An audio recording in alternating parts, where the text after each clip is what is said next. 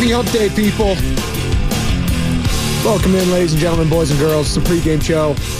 Yours truly, Joe Spadoni, here for the next hour. We got a lot to get into.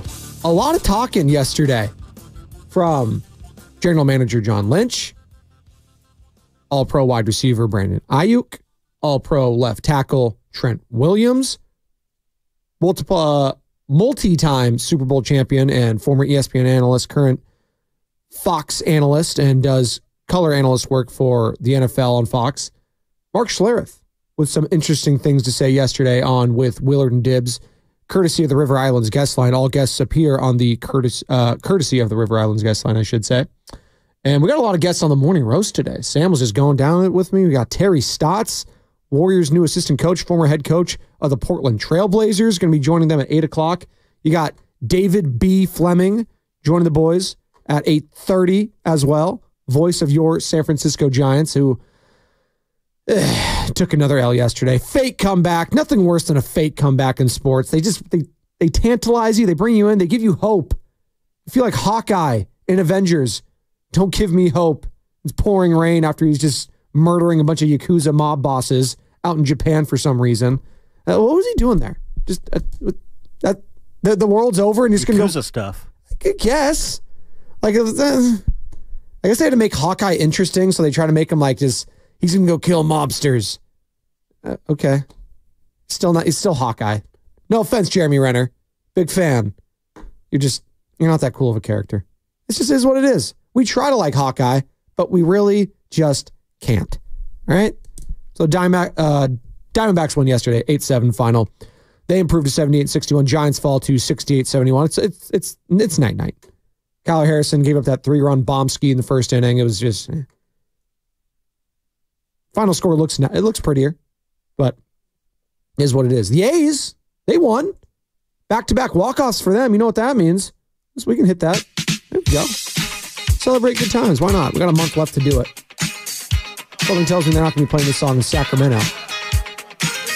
But Seth Brown, he's the hero yesterday. Gets a home run, gets the walk-off RBI single, and the A's improved to 61-78. Mariners fall to 69-70. Very disappointing year for Seattle.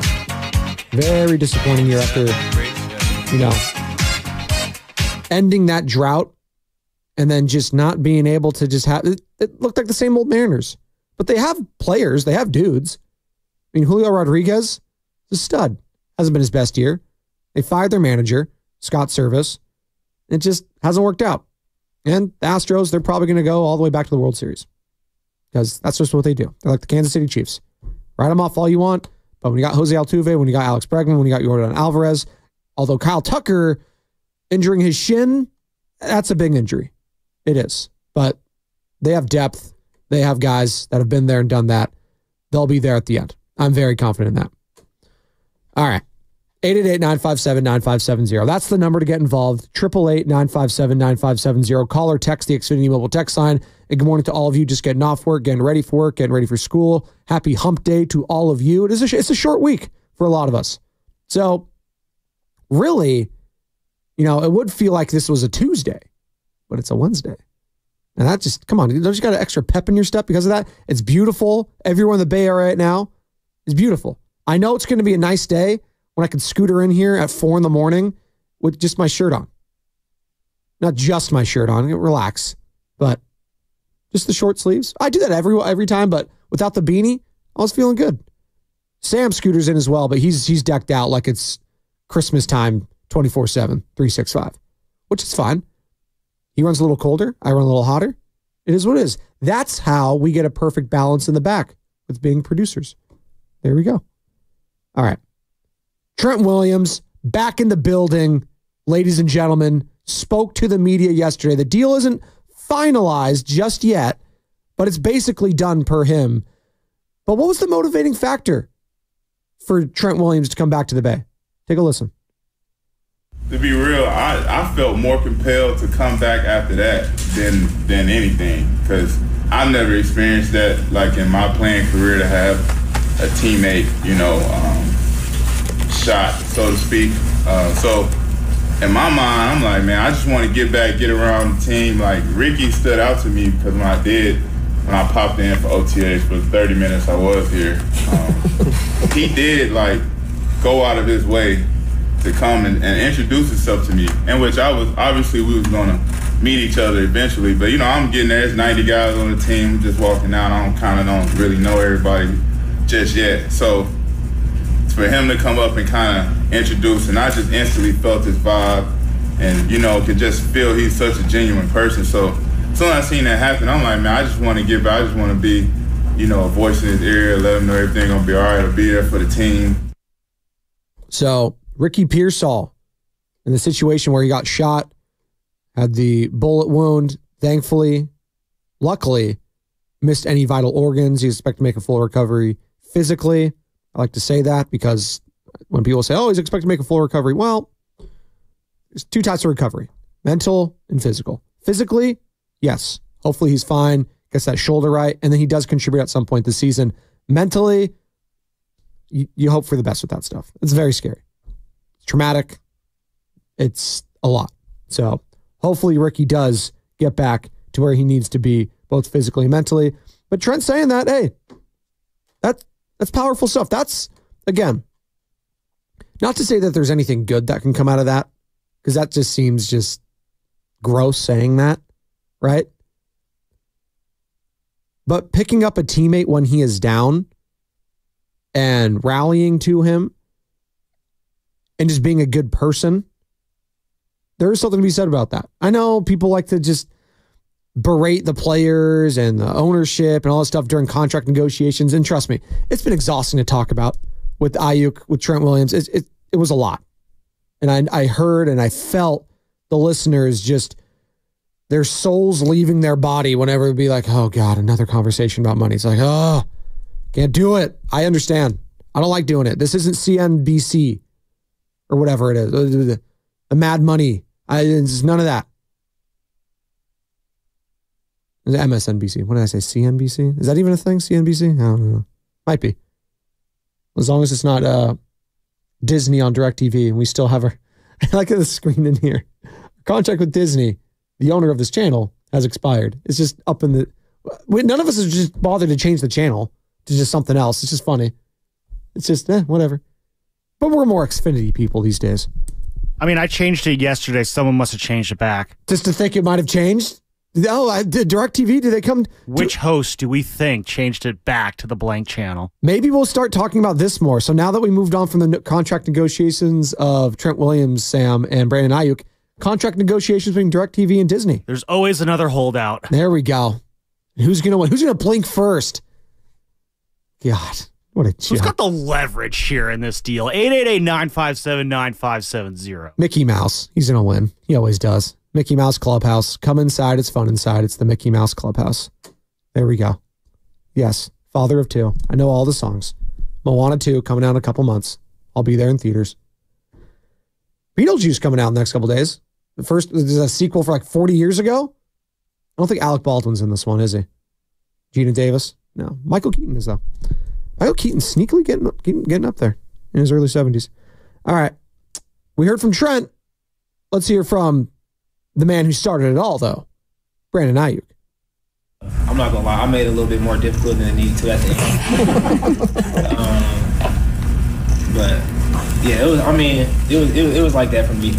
I'm not gonna say the whole entire time, but for about the past month, I think we were pretty good. He made it more difficult than it needed to be in the end? What does that mean? What's he doing? Just saying, I'm good, I don't want to come back? Is that what he... Come on. Both parties are at fault here. Let's just, collect all that dust, sweep it under the rug, get that rug, pat it out. It's all gone. It's out in the air. It's a windy day. It just fly. You're good. Everything's fine.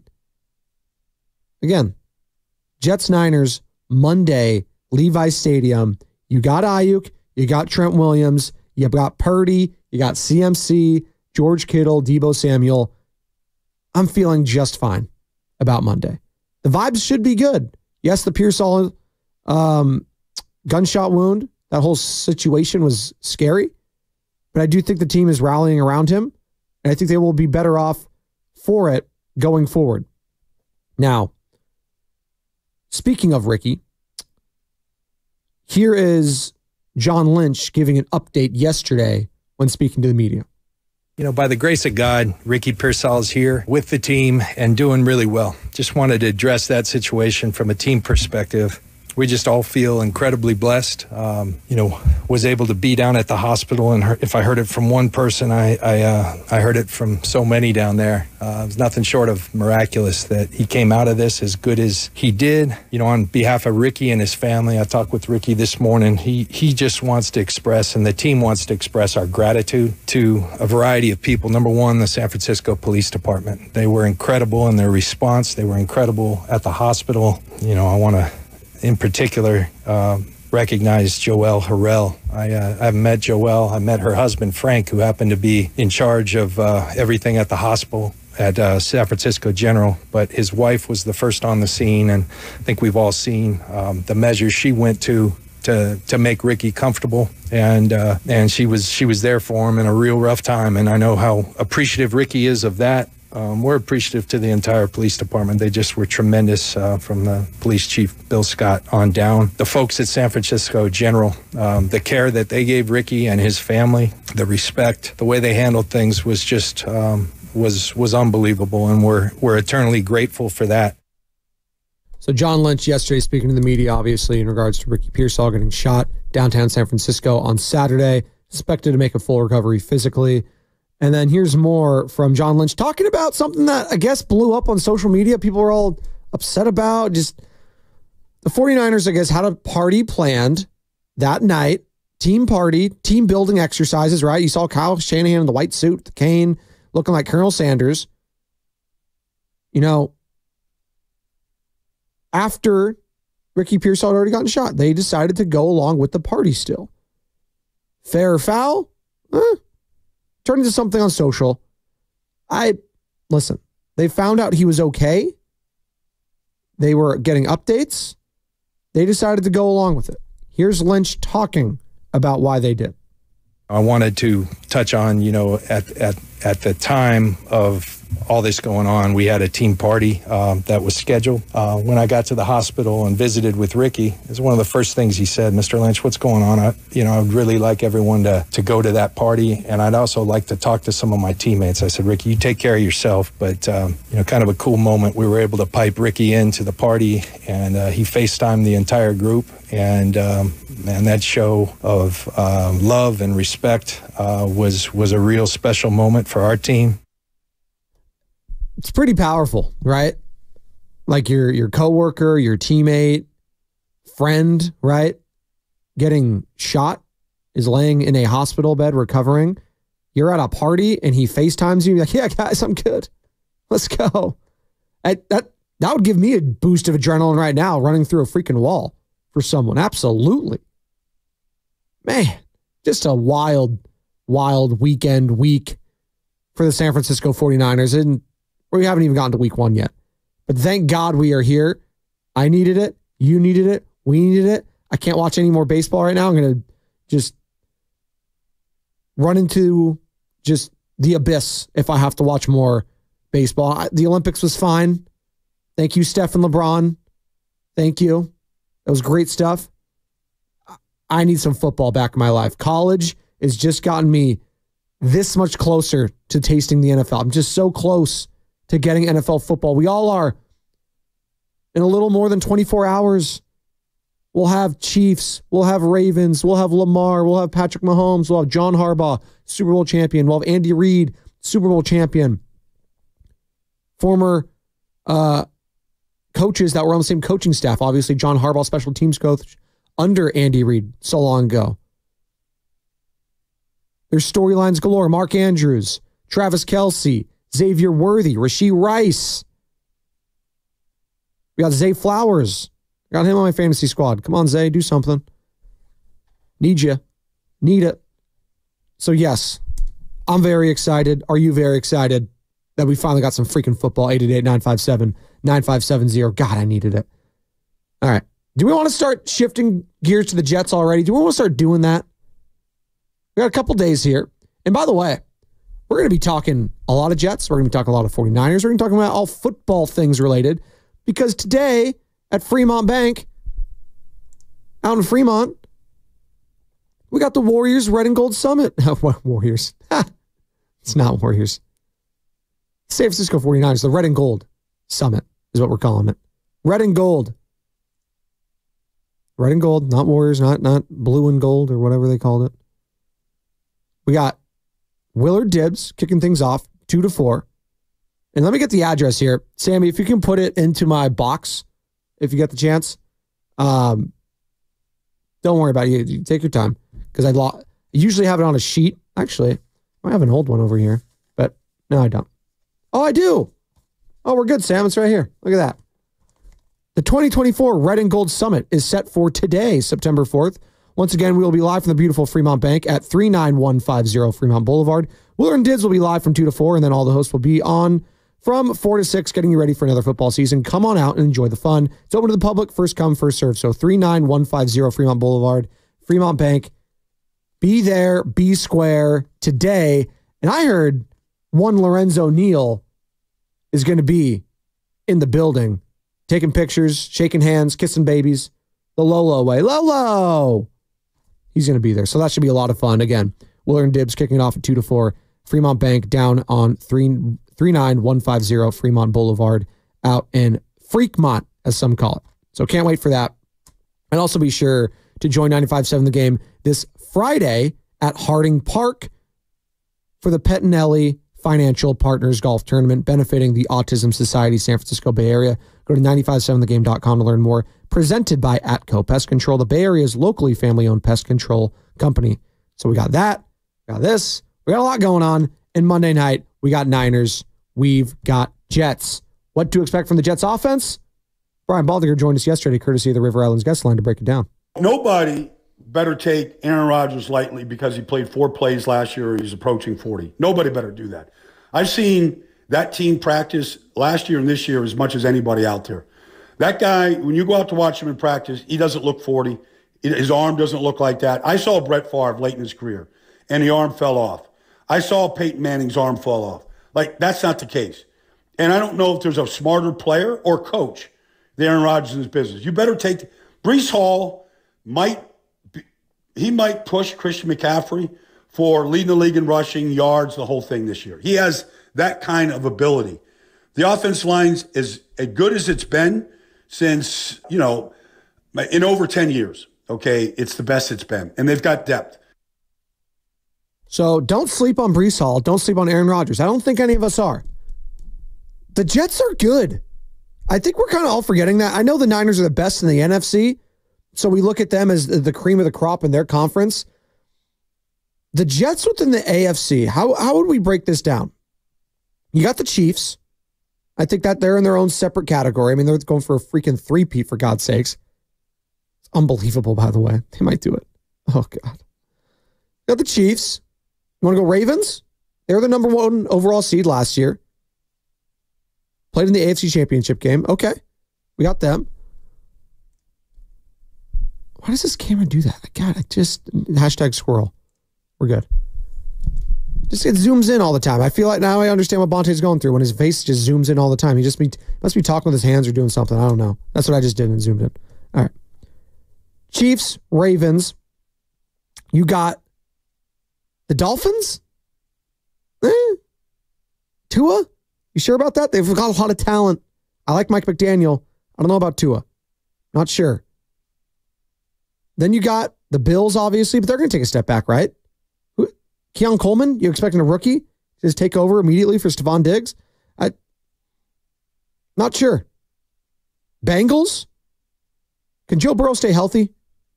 Can he please just stay healthy? If he stays healthy, and if Jamar Chase is there, and that's kind of one of the other holdout situations, hold in, whatever they're calling it out in Cincinnati, that we're monitoring. I'm not sure about the Bengals yet. And then you got a team like the Jets. Aaron Rodgers, Mike Williams, Breece Hall, Garrett Wilson. That's a pretty damn good offense. Do I expect Aaron Rodgers to look like Aaron Rodgers MVP of a couple of years ago? I kind of do. I wanted to say no, but I don't think his game needs to be predicated on escapability. I mean, the guy's 40 years old. I know that's who he was for most of his career. He's not going to be a stiff like Tom Brady was throughout his whole career. Tom was never built on speed, although I do think his lateral movement and his quick mobility in the pocket at times, being able to shift out of some pressure now and then, is very underrated. He had the eyes at the back of his head. He just knew his protections. Very, very skilled at doing that. I think Aaron Rodgers similarly can do that, and plus still has a little more juice. I know he's coming off an Achilles, so maybe that's too much to expect from him, but I'm expecting Aaron Rodgers to be Aaron Rodgers on Monday night. I'm not going to be, fooled into this, ayahuasca, spiritual journey, not reporting. I'm not going to be fooled by any of that crap. I'm not.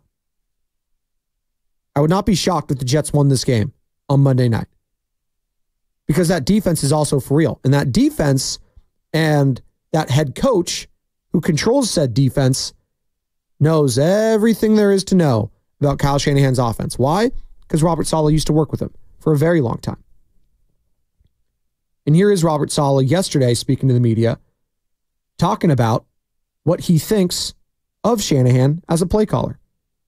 He's been calling plays now, I feel like, for 20 years it feels like, from when I got in the league. But he's unique in the sense that he can see it as it goes. He's got his game plan, and then he's got the game that happens after the first quarter where he'll create plays on the sideline if he has to. But he is very, very good at recognizing the way players move and the players relate and the space that's created on defense by certain plays, and he just knows how to counterpunch, and he knows exactly when to counterpunch. He sees things on tape that gives him opportunities to exploit, and he's one of the best.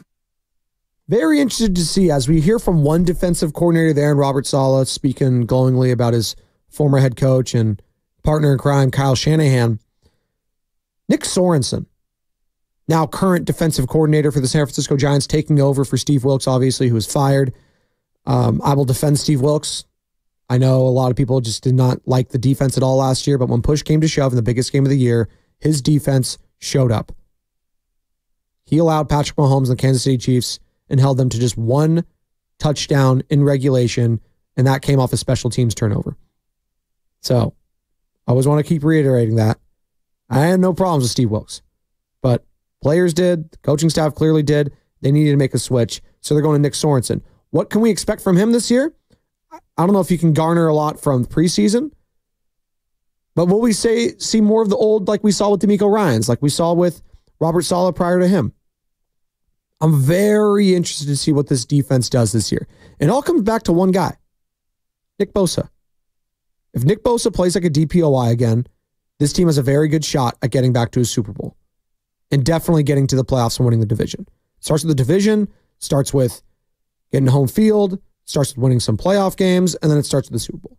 Winning your division first and foremost. Nick Bosa needs to be better than last year.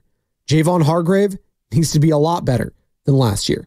The additions of Leonard Floyd, Yetur Gross-Matos. Very interested to see what Floyd does. I think he could feast this year because he's done that every stop he's been at. Whether it's the Bears, whether it's the Rams, whether it's the Bills, Leonard Floyd gets sacks. And it's a bottom line business, and that's what he does. And with Nick Bosa opposite him, who's going to garner a lot of attention, you would think that Floyd's going to get a lot of one-on-one opportunities on the outside and capitalize. The storylines with this team. It does suck. I'm not here to say it doesn't. It does suck that they lost the Super Bowl. But the storylines when a team loses the Super Bowl, it creates more tension. Now, you'd rather be the Kansas City Chiefs and being like, oh, they won a Super Bowl. Can we do it again? Can the good vibes stay? Yippee. And that's what the vibes should have been with the Golden State Warriors a couple of years ago, right? That's what it should have been. Defending champions, and then I hate to go Hawaiian, but we got to bring up the punch. Shout out Guru. That's what happened there. That was the dark cloud in the entire season. And the vibes really, for the most part, have not returned. Klay Thompson's now gone. Wasn't the greatest offseason for the Golden State Warriors. It's a lot. Oh, and this little soundbite from yesterday. I hope so, for sure. I mean, I've been there going into my 16th year. Yeah. And I've always said it's a goal of mine to finish my career with that organization that see me go through the ranks and accomplish amazing things with, Draymond. I know Clay's not with us anymore, but I want to keep winning, obviously. Yes. And I know, we have hopefully some days ahead still doing that. So I hope so. Stephen Curry, when asked if he's retiring a Warrior, quote, I hope so. I would have preferred I know so, not I hope. Steph, where are you going? You're staying? Just say, yeah, that's what we're going to do. Just say yes. Not I hope. That's what I tell my kids. Oh, we're going to Chuck E. Cheese this week? Man, I hope. Maybe. We'll see. I hope so. Ugh. Well, I hope you stick through the break because we got a break right here. We'll come back real quick. All good. 888-957-9570. What's the biggest question mark you have for the San Francisco 49ers heading into this year? Is it Nick Sorensen? Is there another player? Is there a coach? What's the biggest question mark you have for this San Francisco 49ers team heading into week 1? Jets, Niners, Monday Night Football. And again, Red and Gold Summit today. Yes, today, Wednesday, September 4th, the 2024 Red and Gold Summit will be live from the beautiful Fremont Bank at 39150 Fremont Boulevard. Willard and Dibbs will start things off from 2 to 4, and then all the hosts will be on from 4 to 6, getting you ready for another football season. Come on out and enjoy the fun. It's open to the public. First come, first serve, and Lorenzo Neal will be there. Talking shop, hanging with the peeps. Man of the people, Low Neal. Cannot wait for that. Cannot wait for football. It's so close. One day away. Chiefs, Ravens. We're so close on 95.7 The Game. Tired of hearing scary ads about the IRS? Tax Relief Advocates is different. TRA is here to tell you that if you owe money to the IRS, whether it's $5,000,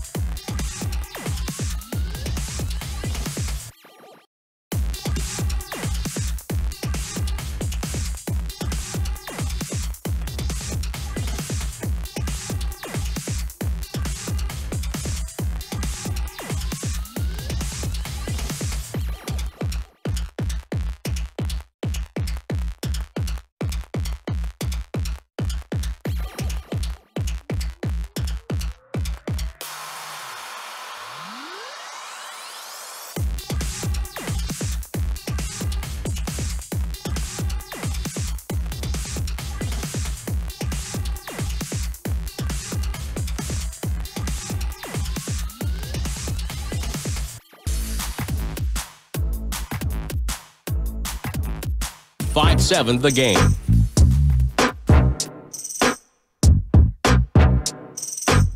Thanks, Tim. My friend Tim Roy there in the rejoin. We just heard from Stephen Curry, said he hopes to end his career at Golden State. I hope so. I like that. A new hope. Shout out Star Wars. Good morning to all you lovely people just getting off work, getting ready for work, getting ready for school, getting ready for the week. It's hump day, baby. Where's my Tim Hardaway at? Come on. It's a hump day. Happy hump day, people. Happy hump day. Let's go. And really, it's the short week. We got football tomorrow. Chiefs, Ravens. And then after that, we got football on Friday. Packers, Eagles. And then Saturday. Oh, can't wait for Saturday. We got college. And then Sunday, NFL Week 1. We're going to be broadcasting some games here at 95.7 The Game on our airwaves. Then we got Raiders, Chargers, go. We got Harbaugh v. Pierce, Minshew v. Herbert, Devontae v. Who's the Chargers number 1 now? Lad McConkey out of Georgia. Gus Edwards, running back. J.K. Dobbins. All right. The post-game handshake is what I'm waiting for with AP and Harbaugh. That's all I care about. What's your deal? All right. Mark Schlereth joined Willard and Dibbs yesterday. And I always like Mark Schlereth, whether he was on ESPN, whether he was on Fox. Obviously, he works out in the radio station out in Denver, won Super Bowls with the Broncos, won Super Bowls with Washington, has a tremendous amount of respect for Kyle Shanahan and his father who coached him, Mike Shanahan. And he joined Willard and Dibbs yesterday, again, courtesy of the River Islands guest line. And he talked about why he roots for the Shanahans. Frankly, I root for them because of Kyle Shanahan and the Shanahans and how good they've been to me. And, Mike Shanahan added 3 or 4 years to my career. So I'm forever in debt, and I've learned so much. And, I still sit with Mike and watch film and the whole 9 yards. So, I have a lot of gratitude and a lot of love for the Shanahan family. They've been really good to me, and Kyle's been good to me, and they're a phenomenal family, phenomenal coach. Kyle's an unbelievable coach, and so it's really cool to see this, and I'm rooting for them to kind of finally seal the deal because I would love to see it. Can he get it done this year? Can Kyle Shanahan get it freaking done this year? God. It doesn't feel like I'm trying to envision a scenario in which you lose your first 2 Super Bowls and win the third one. And just because it's never happened doesn't mean you can't. I get it. But there's got to be, and I know Peter Schrager talked about this yesterday on NFL Network. We played it a bunch of the station. But I don't know if there's anyone else who has the most at stake this year.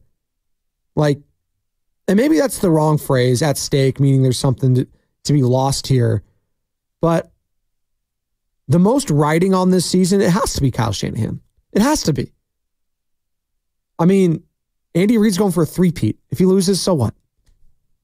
Great. He didn't no one else did that, so it's fine. Mike McCarthy, sure, it's the Dallas Cowboys coach. They're always 1 game away from getting fired. When it just comes to the job. Whatever. Nick Sirianni, same thing. Philadelphia, they fired guys left and right. They fired Doug Peterson like 2 years after winning their very first Super Bowl, and he wasn't even that bad of a coach. That's what they do. But Kyle Shanahan's knocked on the door twice now, 2 different quarterbacks, has been to multiple NFC championship games, came up short in those. He needs to win one.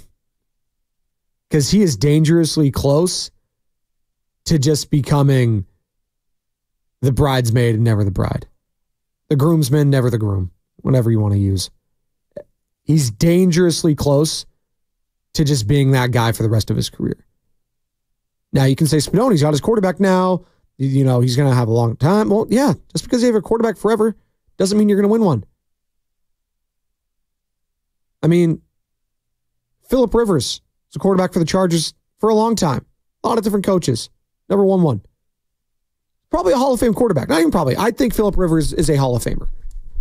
He's a tremendous quarterback. It was actually a fun conversation. Sam brought it up to me yesterday. He's like, who do you think deserves to be in the Hall of Fame more, Russell Wilson or Phillip Rivers? I said, Phillip Rivers.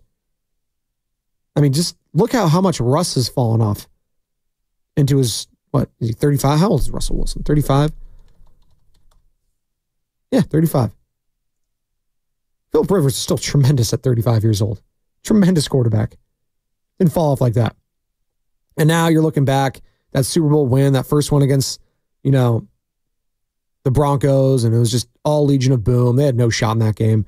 Not taking anything for Russell Wilson. He was very good. We watched him torture the Niners for years, throwing those rainbow balls, doing those pirouettes, all that sort of stuff. But what I'm getting at here is this. Brock Purdy has a chance to not save Kyle Shanahan's legacy, but definitely aid it in a way no one else has. Matt Ryan wasn't able to do it. Jimmy Garoppolo wasn't able to do it. Nick Mullins, CJ Beathard, Trey Lance, Johnny Manziel, Matt Schaub. Brock Purdy has a chance to do something none of those other quarterbacks could do. Aid Kyle Shanahan by winning a Super Bowl.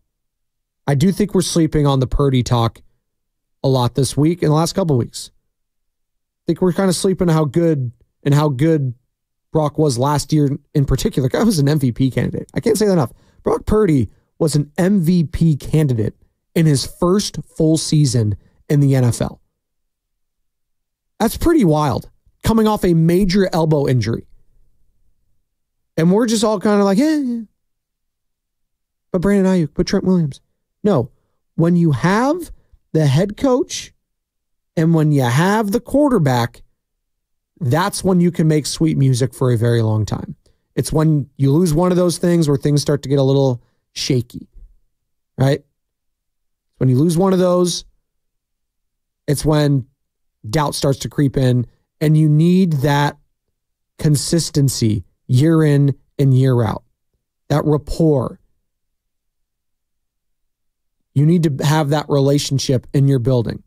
And the fact now, you have Ayuk re-upped, you have Trent Williams re-upped, you've had Kittle re-upped, you've had Fred Warner re-up, you've had Nick Bosa re-up, you're going to get Brock Purdy re-upped.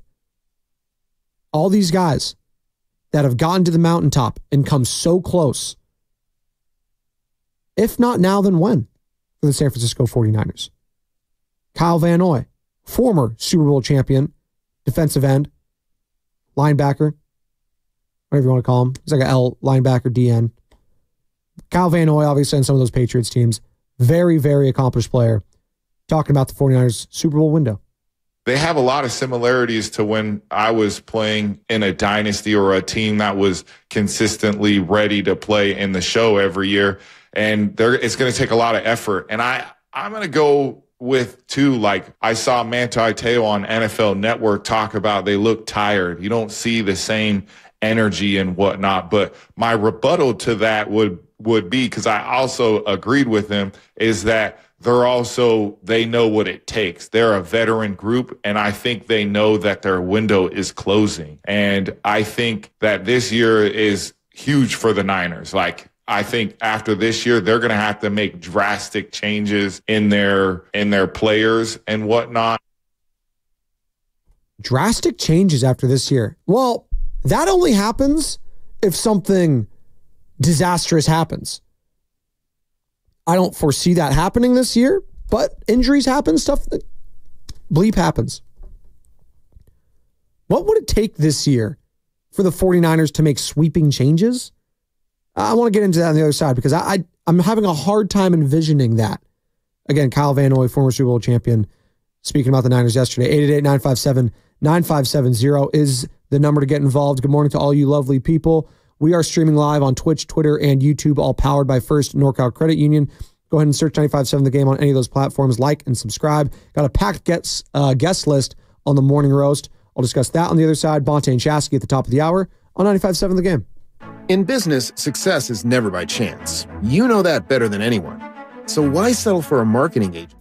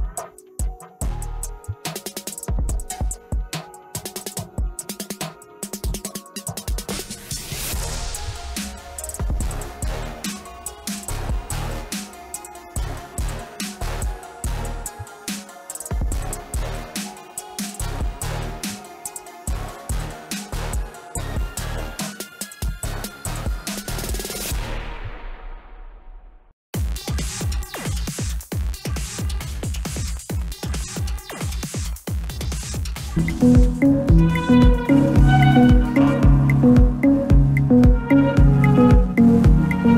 Spadoni. You're listening to the Pregame Show with Joe Spadoni right here on 95.7 The Game. You certainly are, Bonte Hill in about 12 minutes here alongside Joe Shasky. We're talking shop in the back. Talking fraternities. Never got the frat thing. Sam Lovin was in one. I don't think Bonte was. Also, Bonte was like me. I think he transferred to SF State. Like, when you transfer, I don't think you really do the frat thing. That's something you do like right off the bat if you're a freshman, right? Right? The pledging, all sorts of stuff. I never got it. If you're in a sorority, if you're in a fraternity, God love you. It's never appealed to me. But what does appeal to me is just football. Football. And we've been talking a lot about it this morning. We've heard from John Lynch. We've heard from Brandon Ayuk. We've heard from Trent Williams. We've heard from Mark Schlereth. We've heard from Robert Saleh, Brian Baldinger. Hell, we heard from Stephen Curry. Not about football, just about finishing his career in Golden State, saying, quote, he hopes so. Kind of leaves it open-ended, but I would be shocked if he didn't. Right? He signed that one-year extension. Things can change. I get it. I'd be very surprised if Stephen Curry did not end his career with the Golden State Warriors. Very surprised. I've been looking at some of these week one matchups in the NFL as week one gets underway tomorrow. Ravens Chiefs, 5:20. Cannot wait for that. And by the way, cannot wait for the Red and Gold Summit today at Fremont Bank, 39150 Fremont Boulevard. Again, the Red and Gold Summit, Fremont Bank at 39150 Fremont Boulevard. Today gets started from 2 to 4 with Willard and Dibbs. Then all the hosts from 4 to 6, getting you ready for another fun football season. It's open to the public, first come, first serve. Lorenzo Neal, Lolo, will be in person there. Just looking at some of the games this week. And I said it yesterday, I'll say it again. I'll watch any of these games. And I'll watch all of them. I'll have the red zone up because I got fantasy purposes first. But I just love all the storylines. I know the Patriots are going to stink. They're going to be awful. How's Joe Burrow going to look, though? They're playing the Bengals. I don't have high hopes for the Steelers this year with Russell Wilson or Justin Fields. But I'm interested to see how it looks with George Pickens. How's Najee going to look? Najee Harris, local guy. We love him. Kind of underwhelming since coming out of Alabama. Kind of underwhelming. The Atlanta Falcons. That's who the Steelers are playing. Penix, Kirk Cousins. Who's going to start? It's probably going to be Kirk. But if Penix, gets an opportunity, I have a very hard time seeing Kirk taking that job over. And then does he get traded somewhere else? Maybe to Las Vegas. Mike, he's in Modesto. He wants to join the pregame show. What's going on, Mike? You're on 95.7 The Game. Well, I'll tell you, it's real simple for this generation's Niners to get the Super Bowl done. When you play this generation's GOAT, Patrick Mahomes, you can't overthrow balls in the fourth quarter, and you can't kick field goals in overtime because he'll beat you every time. To beat the GOATs, you've got to make plays. Because if you don't make plays, that guy will. It's a guarantee. And the only time Mahomes didn't make the play is when his offensive line was decimated going into the Super Bowl, and the Bucs took advantage of it because they couldn't block him. It's a good point, That's Mike. the bottom line. No, it's a good point, Mike. I want to ask you a question real quick, Mike. I want to ask you a question. Who do you think? Yes. Who do you think has the most riding on this season for the 49ers? It's tough to say. You got to pay the quarterback next year, so that means your defense gets decimated. That's why it's on this year. They got to get it done this year. They got to get it done. That's Mike in Modesto, 888-957-9570. Peter Schrager, NFL Network yesterday, had this to say about who has the most riding on this season in the NFL. I look at this past weekend, and Kyle Shanahan, they had a little party with Brandon Ayuk, with Deebo Samuel, with Rick Ross, the boss, and this is what Kyle wore to the party. Oh, my word. Wow. Now, I have been texting with sources. It was actually a great Gatsby theme. Is your source wearing number 17 in that picture? It might have been Rick Ross, the boss. I might have been. It was a great Gatsby theme. That's Scott Fitzgerald. And I think, a guy who's got so much riding on this season as the head coach of the 49ers with contracts, everyone wants to, Purdy's got to get paid at some point. We've got to pay, Talanoa Hufanga has to get paid. Kyle's coming in there, and he's grown the hair out. He bookended his summer with the McCaffrey wedding, where he was wilding out, and this amazing Great Gatsby. This is me saying, hey, I've got the swag. My team's got the swag. You guys could poke holes in us all summer long. We good. In fact, we Gucci. Hey, Gucci. I think Kyle Shanahan's got the most riding on this season. I also feel like he has no doubts that his team is ready to go. I'm going to say the head coach of the defending NFC champions, Kyle Shanahan's got the most on his shoulders, and he's got some hair rocking on it too. He's growing out that hair, and I respect it, and he was rocking it like Gatsby on Friday night. It's so unique to football, I feel like, because we don't do this in basketball. We do it a little bit in baseball, like Dusty Baker, because he never won one. But to single out the head coach saying he needs to win this one this year, he needs to, not Brock Purdy, not Nick Bosa, not George Kittle, not Trent Williams. No, Kyle Shanahan needs to win it. That's so unique. We don't do that. Like Steve Kerr has to win this one this year. Or Chauncey Billups has to win it. We don't do that. No, who has to win this next year? Luka Doncic, Giannis, Joel Embiid. If you still want to put Steph and LeBron, although I don't think either of those teams are contenders, but sure. Like, it's very unique in the NFL. You think of all the guys that never won one and that got close so many times. Dan Reeves, Schottenheimer, Shanahan. And there are guys in baseball that, got close and never won it. Sure. But it does feel like we single out the football coaches a lot more. And that's just the nature of the sport, because we single out football because it's football. But for Kyle Shanahan to have the most riding on this season in the NFL, I don't disagree. I don't. Because he's had 2 Super Bowl losses already. Is there another head coach in the NFL with 2 Super Bowl losses coaching right now? 2 Super Bowl losses, I should say, that has also not won one. Because Andy Reid has lost twice in the Super Bowl. One with the Eagles, one with the Chiefs. Obviously, McVay's lost once and then came back and won again. You got John Harbaugh. He's gone to one. He's won it with Joe Flacco. Niners fans remember that. So I'm trying to figure out who else has the most riding on the season. Is it Patrick Mahomes going for a three-peat? Because the argument could be made, if he gets the three-peat done, if Patrick Mahomes three-peats this year, I might vault him over Tom Brady. I might have to do that. Who else has done that? No one. Joe Montana never did that. Tom Brady never did that. John Elway never did that. Peyton Manning never did that. Like, come on. We are witnessing probably the greatest quarterback in our lifetime. And Niners fans are sick about it because you had to play him twice. And in those matchups, you had Jimmy Garoppolo, who had a fine season, but he's not Patrick Mahomes. And then just a few months ago, you had Brock Purdy, who had an MVP caliber type of season. And yet, he wasn't Patrick Mahomes. So I could say Patrick Mahomes has a lot riding on this season too for his legacy. Now, as you can say, his legacy's already signed. No. He's not about just winning 3 Super Bowls. He's trying to catch Tom Brady. He's trying to catch the current GOAT.